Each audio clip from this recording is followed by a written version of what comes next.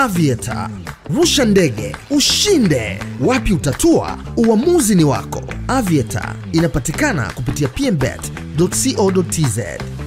Kupitia hilo sakata la Yanga na pamoja na Fountain Gate kupitia goalkeeper Nobo, amesema kwamba hata bila makosa ya Nobo Yanga wangepata magoli, ambapo Mangila ameendelea kufunguka akisema kwamba mimi ni kidogo na tofautiana, naamini hata bila makosa ya John Nobo Yanga walikuwa wanapata magoli, kwa sababu sio kwamba uzuiaji wa Fountain Gate ndio ulikuwa unazuia Yanga kupata magoli, bali kulikuwa na uamuzi mbaya tu kwa wachezaji wa Yanga katika nyakati sahihi, lakini walikuwa wanashambulia. Ina maana kama lingepatikana goli lile alofanya makosa goalkeeper ingeonekana kweli jamani.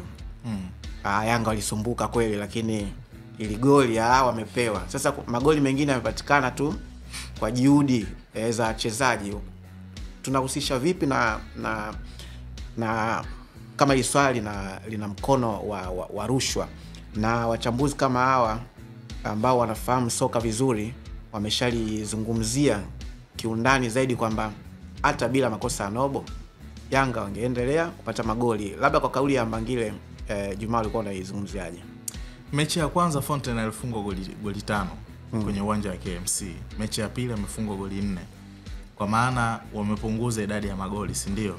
Na ukiangalia namna ambavyo mechi ilivyokuwa inaendelea, ndio maana kocha alizungumza akasema kwamba kama tusingeruhusu yale magoli mawili ambayo yeye anaamini kwamba ilikuwa ni uzembe wa goalkeeper, si ndio?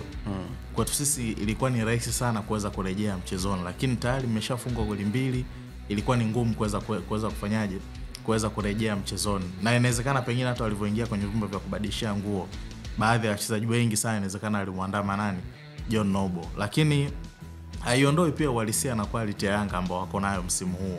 Na ndio maana nikakwambia kwamba Yanga inawezekana wakawa na wachezaji 11 ambao wanaanza kwenye upande wa mechi, lakini wale wa akiba wakiwa 3 ama 4 wote nao wanakuwa ni bora, kwa maana mpishano akitoka huyu akiingia huyu bado unaiona timu inakuwa iko stable zaidi. Angalia wakati Yanga wanaongoza goli 3, anatoka mchezaji ambaye alikuwa ni Aziz Ki, anaingia Chama, anaenda anafunga. Kwa hiyo huu ndio tofauti sasa wa madaraja kati ya wachezaji wa Yanga pamoja na Fountain Gate.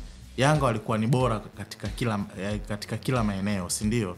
Na walikuwa Fountain wanakutana na timu ambayo kwenye michezo 5 walikuwa wameconcede goli 1 tu pekee, ambapo Fountain kwenye michezo 5 wamescore magoli 3 tu pekee, wakiwa wameconcede magoli mengi zaidi. Kwa hiyo quality ya Yanga iko pale pale na hakuna mtu ambaye ana doubt kuhusiana na quality ya Yanga, lakini changamoto ipo sehemu moja. Haya maneno ambayo yamekuwa yanazungumzwa kuhusishwa na hivi vitendo vya rushwa, si ndio? Nadhani kama taasisi ingeweza kujitokeza na kuweza kuchukua hatua zaidi. Leo tumesikia hivi, kesho tutasikia hivi, kesho kutwa tutasikia hivi, na maana inawezekana ikaanza kuachafua kwa namna moja ama nyingine. Kwa mfano tu ukirejea kwenye mechi dhidi ya Tabora, si ndio? Na pale ndo alikuja akasikika pia maneno kwamba ndio maana tulimtoa John Nobo kwa sababu alikuwa anauza mechi. Yalisikika maneno na aliyazungumza moja kati ya viongozi wakubwa tu pale. Kwa hiyo ukiangalia ni kwamba hii haipo tu hapa, ni katika kila mechi ambazo Yanga mara nyingi wamekuwa wacheza nazo, wamekuwa wanahusishwa na hii kadhia. Kwa hiyo sasa wao kama sehemu ya klabu watakuwa kuweza kuchukua hatua kama sio kweli. Lakini kama pia kweli, nadhani mamlaka zipo, TAKUKURU hapo, wanaweza wakaingilia kati kuweza kuchunguza na kuhakikisha kwamba mpira wetu unaendelea kuweza kufanyaje, kuweza kubaki salama, kwa sababu ni kitu kibaya zaidi kwa magolikipa ambao wamekuwa wanakuta anacho. Angalia issue ambao walikuwa wanaizungumza nani ule Noeli, golikipa wa Tabora, baada ya kuvujisha clip akifanya mazungumzo na upande wa pili kwenye mechi dhidi ya Yanga. Na angalia hichi ambacho kinachomkuta pia John Nobo. Hawa ni magolikipa wote wa kimataifa, si ndio? Sasa kama sisi tunaamini hawa magolikipa wa kimataifa wanapokuja kwenye ligi yetu wanakuja kuinyanyua, alafu wakija tena tunaanza kusikia na hizi skendo, inakuwa ni kitu ambacho hakiko sawa. Kwa hiyo mwisho wa siku lazima mpira wetu uweze kubaki ukiwa smart zaidi.